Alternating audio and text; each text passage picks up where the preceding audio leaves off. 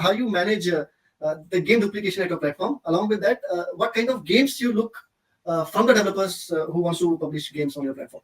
Yeah, so that's a great question, right? Because yeah, it is indeed. Like I think we have like 15 bubble shooters, so it's hard to know which bubble shooter you want to play, right? At some point you go like, but so one thing that Crazy Games does, we have a very strong curation, right? So we receive like I don't know many hundreds of games every month, and we only publish a fraction of it, which means like we don't publish stuff that we don't think add value to the platform.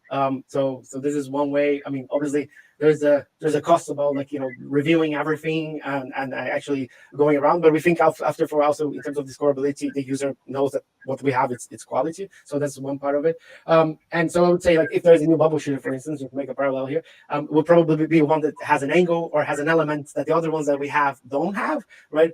We also trimming our catalog quite a bit. So if a game is not maintained, if there's bugs, they got sunset. So and so we try to work with people that are doing live ops and have an interest to keep working on their game. So I think that's some of the things. So and in terms of what sort of games really work on Crazy Games, there's two ways. I think at least the business team on Crazy Games does. One way is obviously trying to emulate success from other platforms. So if you have a game that's successful on Steam or on the Google Play, obviously there's I think you have a higher chance of success than if it's a new title. But at the same time, we also looking for innovative gameplay.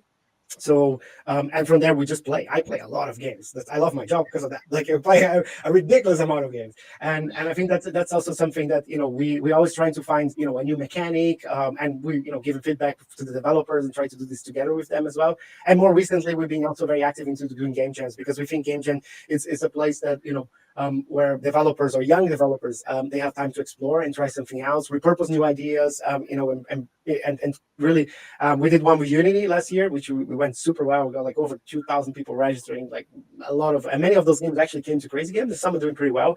More recently we did one with Photon for a multiplayer game jam, and we have a bunch of other plan with other game engines this year as well.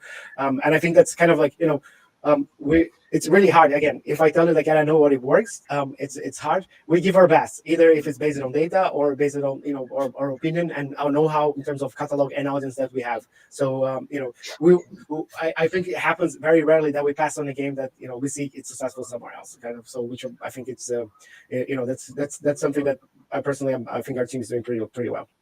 No, that's awesome. That's awesome. Thanks.